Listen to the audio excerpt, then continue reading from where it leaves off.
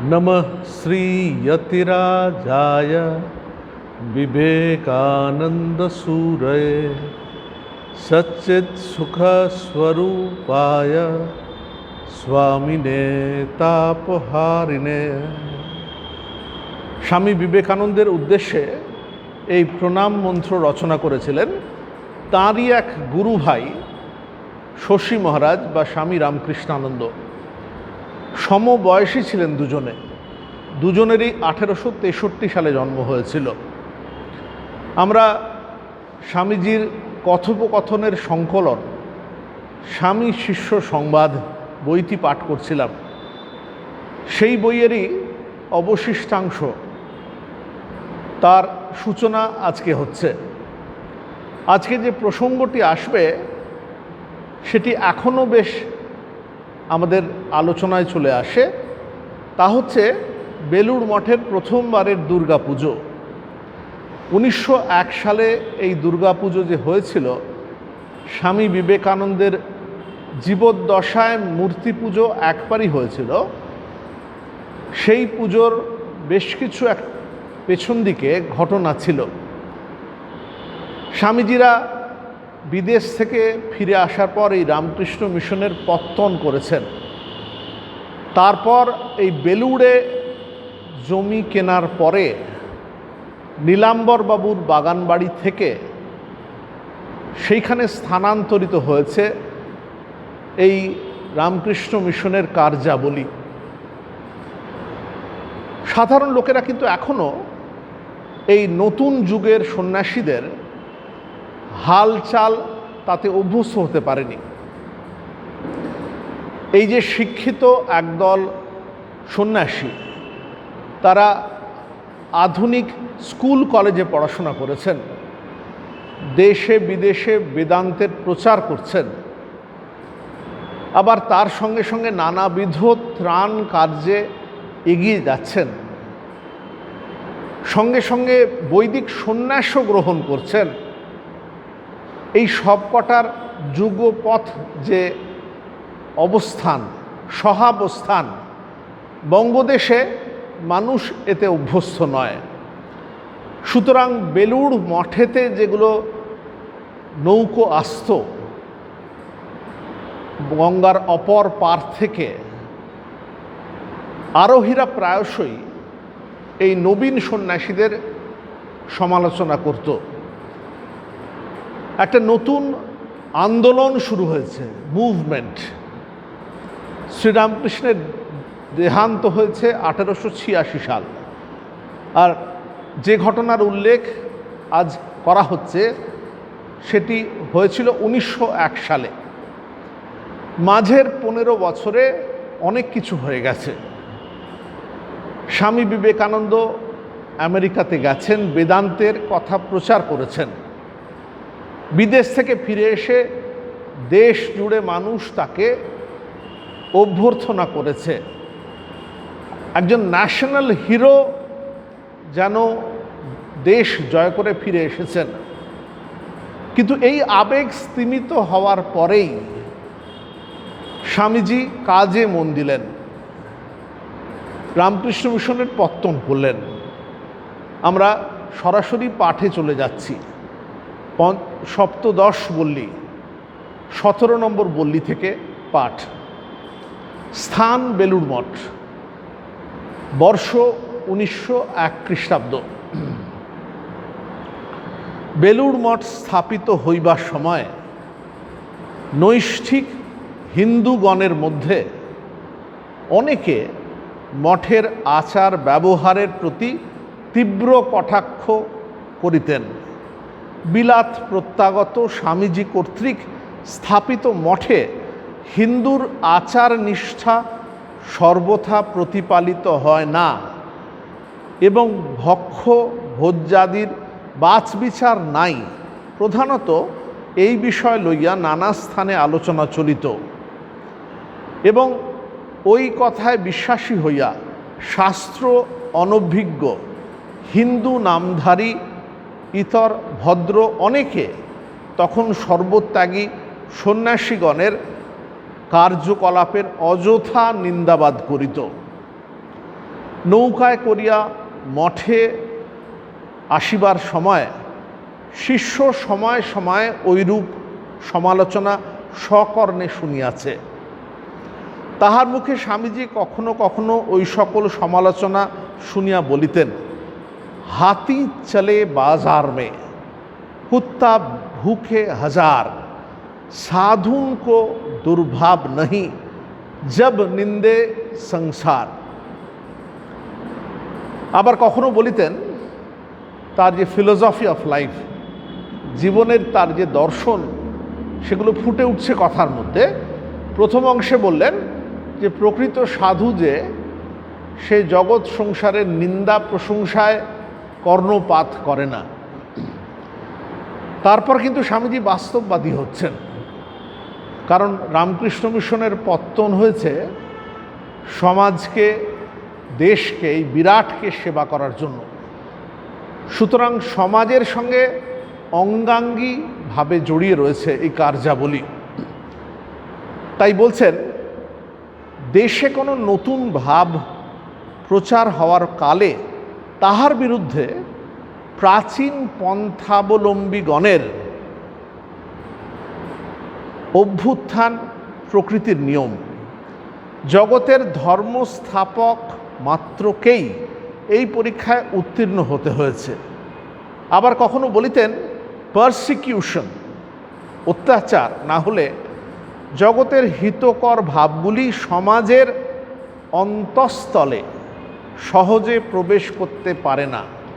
কি অদ্ভুত একটা মন্তব্য করলেন। সত্যি সত্যি দেখা যায় যে যীশুখ্রিস্টের যখন ক্রুসিফিকশন হলো, ক্রুশবিদ্ধ হলেন, তারও পরে তার যারা অনুরাগীরা ভূমধ্য সাগর পেরিয়ে খাস ইউরোপে রোম সাম্রাজ্যে এসে যখন খ্রিস্টের বাণী প্রচার করতে শুরু করলেন, তাদের উপরে অকথ্য অত্যাচার হয়েছিল। অনেককে ক্রুশে চড়ানো হয়েছিল, যেমন যীশুখ্রিস্টকে করা হয়েছিল। কিন্তু তাদের এই নীরব যে কষ্ট স্বীকার ধর্মের জন্য, একটি বাণী প্রচার করার জন্য, মানুষ ক্রমে ক্রমে তার প্রতি সহানুভূতি রাখতে শুরু করলো। এরই ফলে পরবর্তীকালে মূল ভূখণ্ডে ইউরোপে খ্রিস্টীয় ধর্মের প্রচার ও প্রসার। তাই স্বামীজির এই যে মন্তব্য, এটা একটা হিস্টোরিক, ঐতিহাসিক মন্তব্য আমরা বলতে পারি।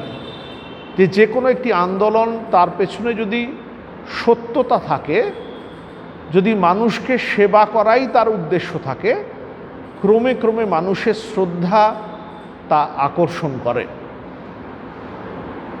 স্বামীজির কথা চলেছে। সুতরাং সমাজের তীব্র কটাক্ষ ও সমালোচনাকে স্বামীজি তাহার নবভাব প্রচারের সহায় বলিয়া মনে করিতেন। শিষ্য শরৎচন্দ্র চক্রবর্তী লিখছেন, কখনো উহার বিরুদ্ধে প্রতিবাদ করিতেন না বা তাহার পদাশ্রিত গৃহী ও সন্ন্যাসীগণকে প্রতিবাদ করিতে দিতেন না।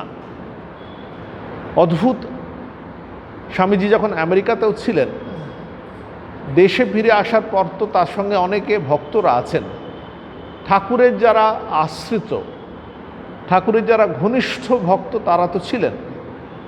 কিন্তু আমেরিকাতে যখন ছিলেন, কার্যত একা, বান্ধবহীন এক বিদেশে তিনি যখন বেদান্তের বাণী প্রচার করেছেন, নানা রকমের কুৎসা রটনা হয়েছে তার বিরুদ্ধে। ধর্মযাজকরা, গোঁড়ারা তাকে প্রতিহত করার চেষ্টা করেছে। এই উদার হিন্দুর ধর্ম প্রচারে আমেরিকান যখন ভারতের প্রতি আকৃষ্ট হয়েছে, তখন ধর্মযাজকরা, খ্রিস্টীয় ধর্মযাজকরা শঙ্কিত হয়েছে। দেশে এসেও এই সাহসের প্রকাশ দেখা গেছে, যে কথার উল্লেখ আমরা এখনই বইয়ে পেলাম।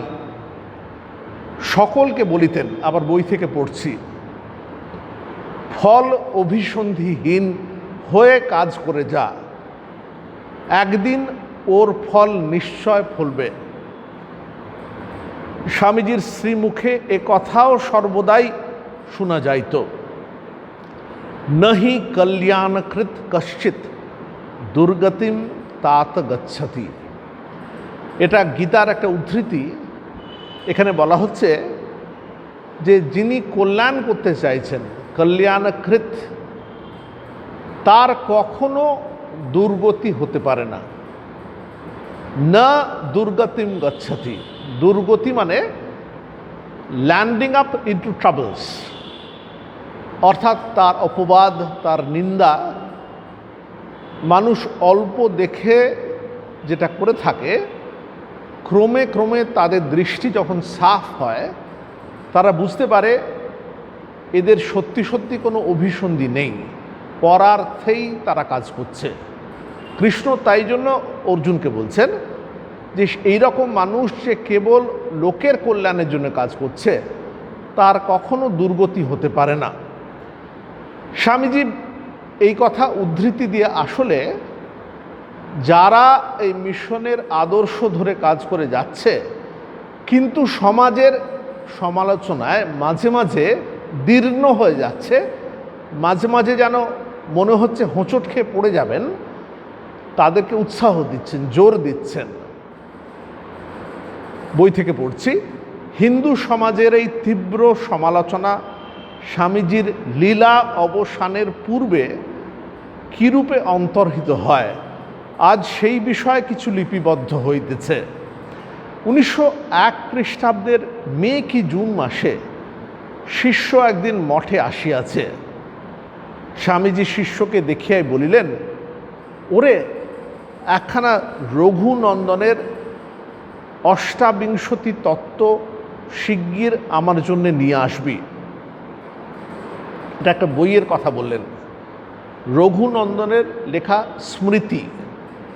আমরা জানি শ্রুতি বলা হয় বেদকে, শ্রুতি অনুসরণ করে লেখা হয় স্মৃতি। এই স্মৃতি অনেকগুলো সেই কালের বা সেই দেশের পক্ষে উপযুক্ত। যেমন ধরা যাক ভারতের যে সংবিধান সেটা ভারতের পক্ষে স্মৃতি, সেরকম আমেরিকান যে কনস্টিটিউশন সেটা আমেরিকার পক্ষে স্মৃতি হবে।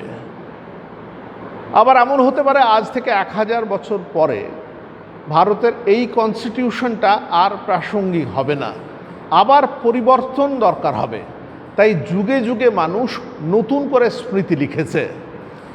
এই রঘুনন্দনের স্মৃতি বঙ্গদেশে এর খুব প্রচলন ছিল। এই স্মৃতি বইটি যখন স্বামীজি আনতে বললেন তার সংস্কৃত জানা এই শিষ্যকে, তিনি কিছুটা অবাক হয়ে গেলেন।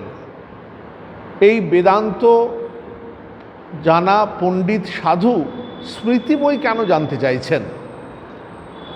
শিষ্য বলছেন, আচ্ছা মহাশয়, কিন্তু রঘুনন্দনের স্মৃতি যাহাকে কুসংস্কারের ঝুড়ি বলিয়া বর্তমান শিক্ষিত সম্প্রদায় নির্দেশ করিয়া থাকে, তাহা লইয়া আপনি কি করিবেন? প্রশ্নটা কিন্তু খুব খেয়াল করার মতো। বঙ্গদেশে তখন রেনেসাঁ এসে গেছে। ইয়াং বেঙ্গলের দল ডিরোজিওর হাত ধরে হিন্দু কলেজকে কেন্দ্র করে ভারতে চিন্তার নতুন জোয়ার এনেছে। হিন্দু ধর্মের কুসংস্কার, প্রাচীন চিন্তাগুলো তারা বর্জন করতে চাইছে। রঘুনন্দনের স্মৃতি এমন অনেক আচার বিচারের কথা বলে যেগুলো হয়তো সেই আলোকিত সমাজের পক্ষে উপযুক্ত নয়। তাই জন্য মাঝে মাঝে এই সমালোচনা উঠেছে। শিষ্য শরৎচন্দ্র তারই উল্লেখ করলেন। স্বামীজি কেন? রঘুনন্দন তদানীন্তন কালের একজন দিগ্গজ পণ্ডিত ছিলেন। প্রাচীন স্মৃতি সকল সংগ্রহ করে হিন্দুর দেশ কাল উপযোগী নিত্য নৈমিত্তিক ক্রিয়াকলাপ লিপিবদ্ধ করে গেছেন। সমস্ত বাংলাদেশ তো তার অনুশাসনেই আজকাল চলছে। আমরা প্রাত্যহিক জীবনে যে নানাবিধ কার্যাবলী করি, যেমন শ্রাদ্ধ, বিবাহের সময় মন্ত্র উচ্চারণ, বা যখন কারো পৈতে হয় যে মন্ত্রগুলো বলি আমরা, সাধারণত এই মন্ত্রগুলোর উৎস জানতে চাই না আমরা। কোনো ব্রাহ্মণ এলেন, তিনি তার খাতা বা বই বার করলেন, মন্ত্র উচ্চারণ করলেন, সেই কাজ সমাপ্ত হলো। এই যে কাজগুলো করার জন্য যে মন্ত্রগুলো, যেমন আমরা দেখেছি জগন্নাথ তর্কালঙ্কার, তার লেখা পূজা পদ্ধতি, এই জাতীয় বইগুলো আমাদের কাছে একটা কাঠামো দেয় যা অনুসরণ করে পুজো করা যায়। সেক্ষেত্রে সরস্বতী পুজো, লক্ষ্মী পুজো আদি যে ক্রিয়াকাণ্ড, সেগুলোরও পরিচয় এই স্মৃতিতে পাওয়া যায়। কিন্তু স্বামীজি একটু শ্লেষাত্মকভাবে পরের কথাটা বলছেন, তবে তৎকৃত হিন্দু জীবনের গর্ভাধান হতে শ্মশান অন্ত আচার প্রণালীর কঠোর বন্ধনে সমাজ উৎপীড়িত হয়েছিল। শৌচ প্রস্রাবে, খেতে শুতে, অন্য সকল বিষয়ের তো কথাই নেই। সবাইকে তিনি নিয়মে বদ্ধ করতে প্রয়াস পেয়েছিলেন। সময়ের পরিবর্তনে সে বন্ধন বহুকাল স্থায়ী হতে পারলে না। সর্বদেশে সর্বকালে ক্রিয়াকাণ্ড, সমাজের আচার প্রণালী সর্বদাই পরিবর্তিত হয়ে যায়। একমাত্র জ্ঞানকাণ্ড অর্থাৎ উপনিষদ বা বেদান্ত যাকে বলে, পরিবর্তিত হয় না। বৈদিক যুগেও দেখতে পাবি ক্রিয়াকাণ্ড ক্রমেই পরিবর্তিত হয়ে গেছে, কিন্তু উপনিষদের জ্ঞান প্রকরণ আজ পর্যন্ত একভাবে রয়েছে। তবে তার ইন্টারপ্রেটার্স, ব্যাখ্যাতা অনেক হয়েছে এইমাত্র। আধুনিক যুগে আমরা দয়ানন্দ সরস্বতীর কথা শুনেছি। পাঞ্জাব প্রদেশে এই বলিষ্ঠ প্রচারকের জন্ম হয়। এই বাংলাদেশেও তিনি এসেছিলেন, শ্রীরামকৃষ্ণের সঙ্গে তার দেখা হয়েছিল। তিনি বেদের এই কর্মকাণ্ডের পুনঃপ্রতিষ্ঠা করতে চেয়েছিলেন। স্বামী বিবেকানন্দ প্রমুখ যখন জ্ঞানকাণ্ড বা উপনিষদের কথা বলেছেন, তখন কর্মকাণ্ড, যা বেদের অনেকখানি অংশ জুড়ে রয়েছে, দয়ানন্দ সরস্বতী এরই আরেকবার প্রবর্তন করতে চেয়েছিলেন, হয়তো নতুন যুগে তার কিছু পরিবর্তন সহ। আজও যদি আপনারা Dayanand Anglo Vedic school, DAV স্কুলে যান, আমার দেওঘরে সেরকম একটি স্কুলে যাওয়ার সুযোগ হয়েছিল, তাহলে স্কুলের অ্যাসেম্বলি প্রাঙ্গণে দেখেছি সেখানে যজ্ঞ করার একটা বিধি রয়েছে। স্কুলের কর্তৃপক্ষরা জানান যে সেখানে প্রতি মাসে একবার করে যজ্ঞ করা হয়। কর্মকাণ্ডের একটা বড় অংশ হচ্ছে কিন্তু যজ্ঞ বা হোম। শিষ্য প্রশ্ন করলেন স্বামীজির কথা শুনে, আপনি রঘুনন্দনের স্মৃতি লইয়া কি করিবেন? স্বামীজি, এবার মঠে দুর্গোৎসব করবার ইচ্ছে হচ্ছে। যদি খরচার সংকুলান হয় তো মহামায়ার পুজো করব। তাই দুর্গোৎসব বিধি পড়বার ইচ্ছে হয়েছে। তুই আগামী রবিবারে যখন আসবি, তখন ওই পুঁথিখানি সংগ্রহ করে নিয়ে আসবি। শিষ্য, যে আজ্ঞা। পর রবিবারে শিষ্য রঘুনন্দনকৃত অষ্টাবিংশতি তত্ত্ব ক্রয় করিয়া স্বামীজির জন্য মঠে লইয়া আসিল। গ্রন্থখানি আজিও মঠের লাইব্রেরিতে রহিয়াছে। স্বামীজি পুস্তকখানি পাইয়া বড়ই খুশি হইলেন এবং ওই দিন হইতে উহা পাঠ করিতে আরম্ভ করিলেন। 4-5 দিনেই গ্রন্থখানি আদ্যপান্ত পাঠ করিয়া ফেলিলেন। শিষ্যের সঙ্গে সপ্তাহান্তে দেখা হইবার পর বলিলেন, তোর দেওয়া রঘুনন্দনের স্মৃতিখানি সব পড়ে ফেলেছি, যদি পারি তো এবার মার পুজো করব। রঘুনন্দন বলেছেন, নবম্যাম পূজয়েত দেবীম কৃত্বা রুধিরা কর্দমম। মার ইচ্ছা হয় তো তাও করব। এই প্রসঙ্গে কতগুলো আলোচনা উঠে আসে। স্বামীজির দেহান্তের পর লাটু মহারাজ স্বামী অদ্ভুতানন্দ ঠাকুরের অনেক সঙ্গ করেছিলেন। বোধহয় নরেন্দ্রনাথ বা পরবর্তীকালে স্বামী বিবেকানন্দ বলে যাকে আমরা চিনি, তার চেয়েও লাটু মহারাজ ঠাকুরের কাছে বেশি থেকেছেন। সেই লাটু মহারাজ একবার মন্তব্য করেছিলেন যে দেখো, এই নরেন ভাই তো আগে মূর্তি পুজো টুজো একদমই মানত না, কিন্তু দেখো সেই কিন্তু বেলুড় মঠে মূর্তি গড়িয়ে দুর্গাপুজোর ব্যবস্থা করলো। এই ধরনের আচার্যরা যে পুজোর প্রবর্তন করেন, লাটু মহারাজ বলছেন যে দেখো, মূর্তি পুজোতে কি তাহলে সত্য নেই? তার দ্বারা কি ভগবানের কাছে যাওয়া যাবে না? অর্থাৎ এই আচার্যরা যেগুলো প্রবর্তন করে দিয়ে যান, অনেক বছর ধরে লোকে সেই ফ্রেমওয়ার্ক, সেই কাঠামোর মধ্যে দিয়ে এই পদ্ধতিকে অনুসরণ করে। বলা বাহুল্য, এই বেলুড় মঠের যে পুজো 1901 সালে যেটা হয়েছিল, তা অনুসরণ করে বহু জায়গায় এখন পুজো হয়। এই যে একচালার পুজো, অর্থাৎ একই জায়গায় মা দুর্গা তার পরিবার সহ অবস্থান করছেন, রামকৃষ্ণ মিশনের সমস্ত কেন্দ্রে এইভাবেই কিন্তু পুজো হয়ে থাকে। পুজোর বিধিগুলো খুব ভালোভাবে মেনে চলা হয়। শ্রীরামকৃষ্ণ নিজে এই বিধিবাদীয় পুজো করেছেন। বিধিবাদীয় মানে বিধি অনুসারে পুজো। স্বামী বিবেকানন্দ এক জায়গায় বলছেন যে দেখো, এই সাকার পুজোর দ্বারা যদি শ্রীরামকৃষ্ণের মতো চরিত্র তৈরি হয়, তাহলে এই পুজোতে যে সত্যতা রয়েছে বলাই বাহুল্য। বলে বলছেন, এরকম আর একটা চরিত্র দেখাও তো। তাই যখন ব্রাহ্ম আন্দোলন আর অন্যান্য আন্দোলন, খ্রিস্টীয় আন্দোলন, মূর্তি পুজো সম্পর্কে মানুষের মনে সন্দেহ জাগিয়েছে, সেই সময় শ্রীরামকৃষ্ণ নীরবে নিভৃতে ভবতারিণীর আরাধনা করে গেছেন। সেখানেই যেন একটা অফিসিয়াল স্ট্যাম্প পড়ল, একটা শিলমোহর পড়ল এই বেলুড় মঠের দুর্গা পুজোর মাধ্যমে। কিন্তু স্বামীজি যে ইচ্ছা করেছিলেন পুরোটা সেইভাবে হয়নি। কিন্তু লাটু মহারাজও বলছেন যে স্বামীজি পুজোর সময় মা শারদাকে নিয়ে এসে বেলুড় মঠে পুজোর সময় থাকার ব্যবস্থা করেছিলেন।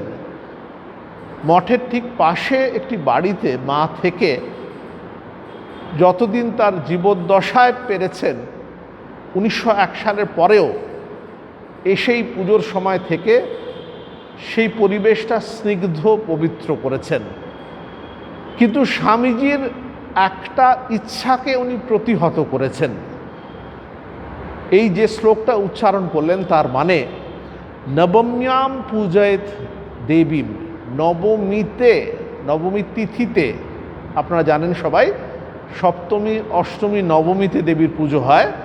তাই বলছেন নবম্যাম পূজয়েত দেবীম, নবমীতে দেবীকে পুজো করবে। কি করে?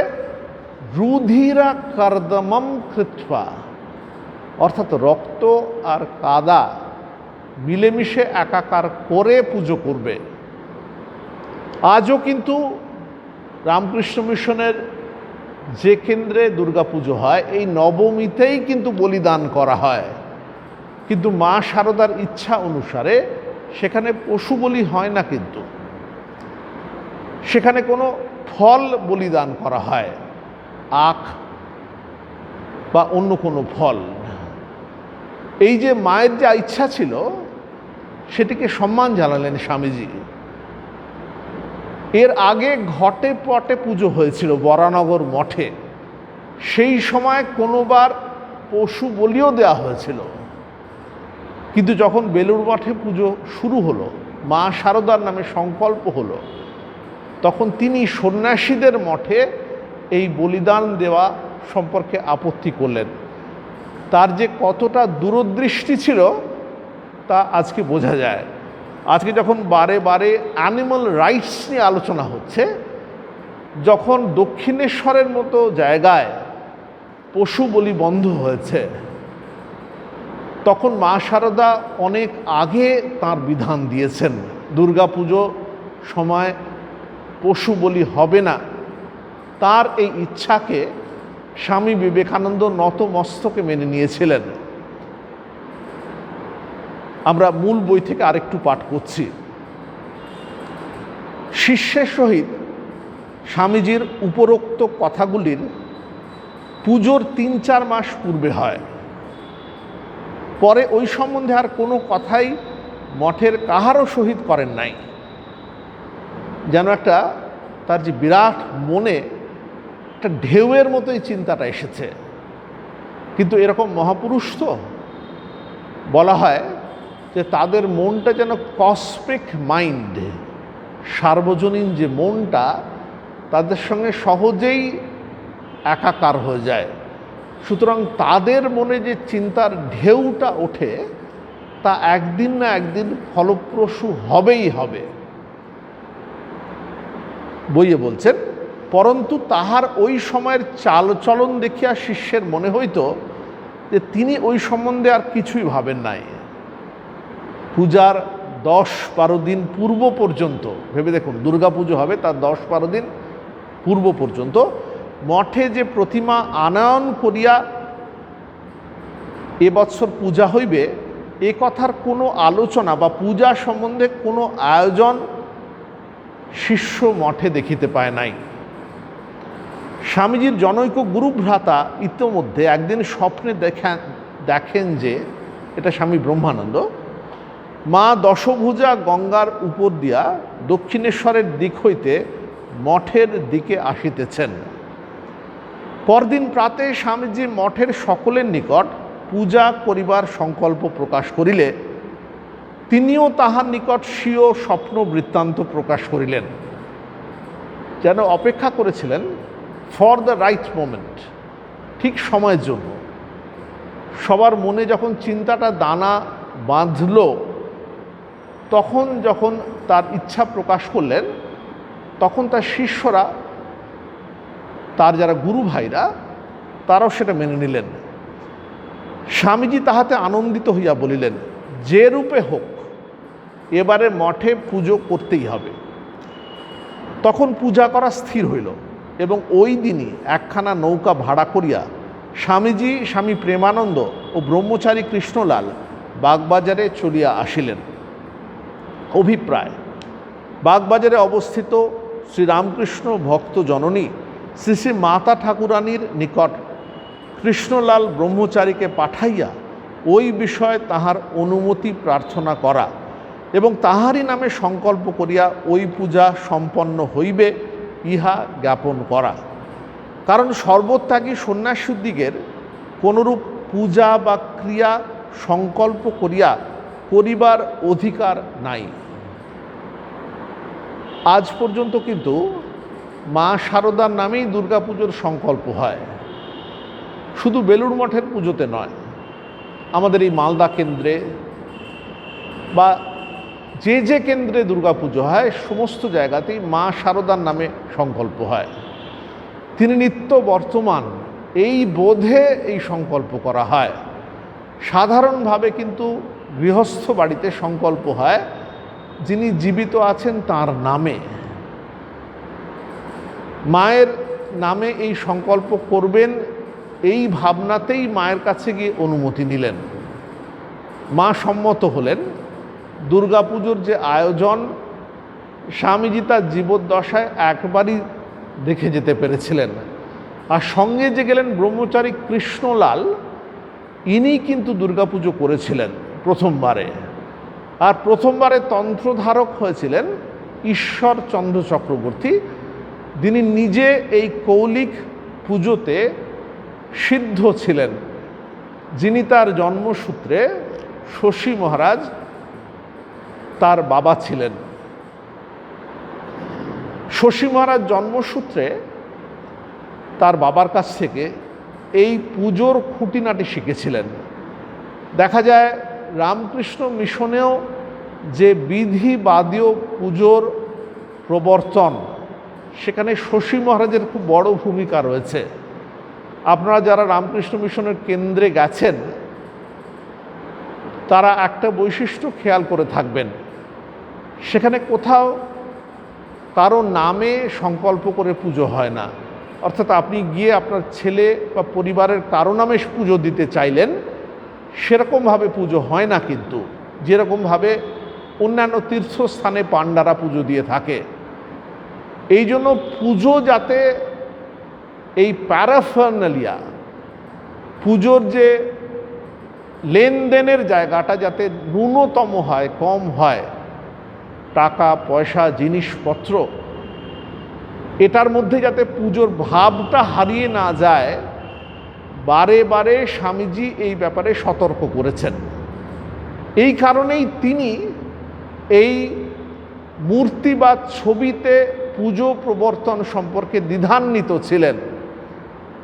বস্তুত পক্ষে শশী মহারাজের আন্তরিক ইচ্ছাতেই শ্রীরামকৃষ্ণের যে পুত অস্থি, সেই অস্থিতে প্রথম পুজো শুরু হয় বরানগর মঠে, অর্থাৎ কাশীপুর উদ্যানবাটি থেকে তারা গিয়ে যে পোড়ো বাড়িতে বা ভূতের বাড়িতে ওঠেন সেইখানে, তারপর সেটা স্থানান্তরিত হয় বলরাম মন্দিরে, এই যে ভস্মাবশেষ, আর মঠ গিয়ে ওঠে আলমবাজারে। শশী মহারাজ এই সবকটি জায়গায় ঠাকুরের পুজো সেটা চালিয়ে যান। রামকৃষ্ণ মিশনের সব কেন্দ্রতেই শ্রীরামকৃষ্ণ, মা শারদা এবং স্বামীজির পুজো হয়ে থাকে সংক্ষিপ্ত আকারে। বিশেষত ঠাকুরের বা শ্রীরামকৃষ্ণের নিত্য পুজো হয়। এই পুজো প্রবর্তনে তাই জন্য শশী মহারাজের একদম স্মরণীয় ভূমিকা রয়েছে। বেলুড় মঠের যদি মন্দিরের ভাঁড়ার ঘরে যান, এখনও দেখতে পাবেন শশী মহারাজের একটা ছবি এই জন্য টাঙানো রয়েছে। স্বামীজি নিজেও ব্রাহ্ম সমাজে যাতায়াত করতেন, তাই জন্য ছোটবেলা থেকে তার নিরাকারের উপাসনার দিকেই ঝোঁক ছিল। দক্ষিণেশ্বরে এসে একদিন যখন ভবতারিণীর কাছে গিয়ে প্রার্থনা করলেন ঠাকুরের কথা শুনে, সেই ঐতিহাসিক ঘটনা, ঠাকুর খুশি হয়ে বলছেন নরেন্দ্র কালী মেনেছে। তা তো মানলেন, কিন্তু সেটা করা মানেই সব দ্বৈত পুজো তিনি মেনে নিয়েছেন তা নয়। কিন্তু এই দ্বৈত পুজো একেবারে মেনে নেওয়াটা স্বামীজির যা শিক্ষা, তার প্রবণতা, তার বিরোধী ছিল। তাই জন্যই রামকৃষ্ণ মিশনে বেশি আচার বিচার হয় না, আমরা সেবার দিকে, বহুজন হিতায় বহুজন সুখায়, এর উপরে জোর দিয়ে থাকি। দুর্গা পুজো, কালী পুজো আদি হলেও মানুষের সেবাই হয় সেখানে মূল লক্ষ্য। আজকের আলোচনা এখানেই শেষ হলো।